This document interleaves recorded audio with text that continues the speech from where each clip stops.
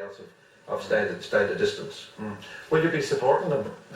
Yes, I've no problem with that. I never bought into the nationalistic element of football. I love football. I love great players. I want to see a great tournament. If England win it, it would be amazing, really. We know their players very intimately. All people here support Liverpool, Man U, other teams. So I think I've no problem at all. I would happily. The thing that gets up your nose is the English media sometimes, and the stuff you have to put up with afterwards. And that would get up anybody's nose. But no, I'm a football person. I respect him. I'd love to see Wayne Rooney emerge as a great centre forward and England to win the World Cup. I wouldn't mind that at all. Graham? What? Will you be supporting England?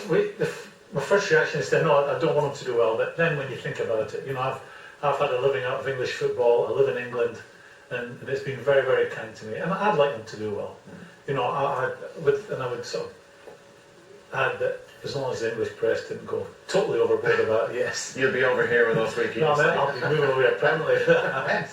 There you go. Eamon, how far would you take that, supporting England? Let's say England in the World Cup final.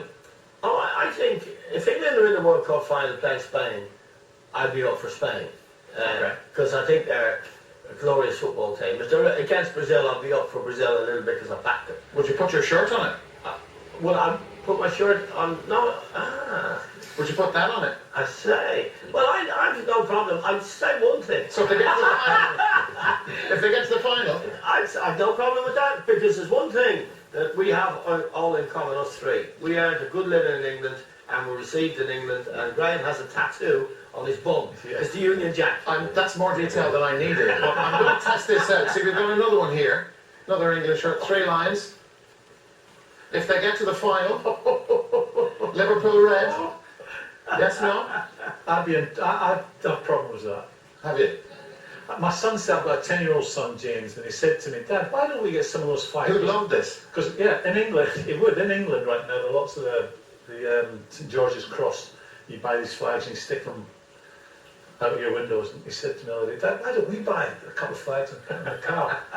And I've tried to ignore him, of course, he repeated it. And I said, well, it might be a wee bit difficult, son. I tried to. We didn't want you to feel left out, John. No. Well, I think Eamon and I would be delighted. We've never played in a World Cup. See, he's blasé about it. He's only played 3 of them. 3. Yeah, well, we haven't played in any.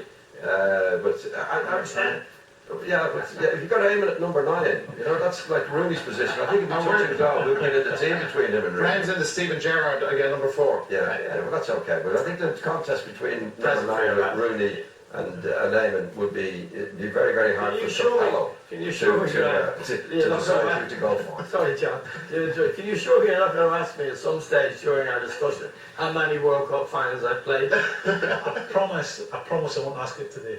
Okay.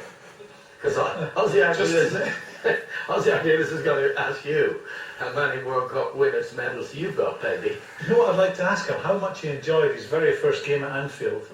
He'd arrived as a World Cup winner, and with great fanfare, and his first game at Anfield, I think his second game of the season. Did you kick it? I think we only won 7-0 that day. So that was welcome to English football. That's a great indeed. Did you catch him? Not him, I think I managed to make some sort of contact with his teammate. He's a bit slow. It's all you're willing to watch at this stage. Oh, yeah, well, that was okay. We keep the England shirts on ice, lads. We're going to move on to our last group before the break. This is Group D.